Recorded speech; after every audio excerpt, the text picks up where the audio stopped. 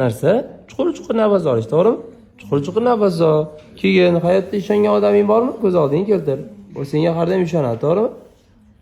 Bo'ldi, o'sha ishonchini oqlash uchun ham zo'r topshirishing kerak. Listeningni, readingni zo'r qilsang, lekin speaking yoki writing chiqmay qolsa, bivan bo'lib qolishi mumkin. Mana kechagi o'quvchilarga o'xshab kecha ko'rding-ku natijalarni, to'g'rimi? Instagramga ham qo'ydik. Listening, reading B2 bo'lgan, ammo writing bilan speakingda pasaygancha tushib ketgan. Shuning uchun bu narsalarga ham jiddiy qarash kerak-da. Shoshilma. Hayajonni bos, to'xta. Sen qilmasang, sendan boshqasi qila olmaydi deb. Tushunibsan? Nimaga? Aynan masalan men degan savolga javob topib. Birinchi navbatda. Men eplayman, mendan boshqasi eplayapti, men eplayman, bemalol. Xo'pmi? Tayyormisan? Ketdimi? Boshlaylik.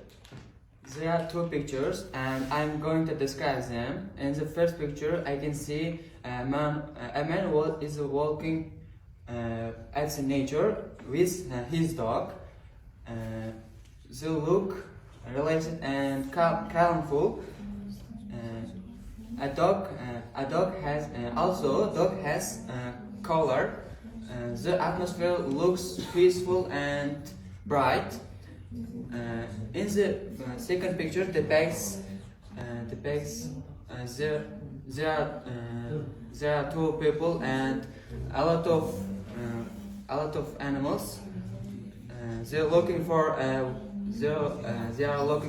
a dog to having animals. However, they have difficult situation. They have difficult situation because of choice good dog. Overall, both pictures shows people's kind of animals. Bo'ladi. Xatolari bor, ammo to'g'rilasa bo'ladi, yomon emas.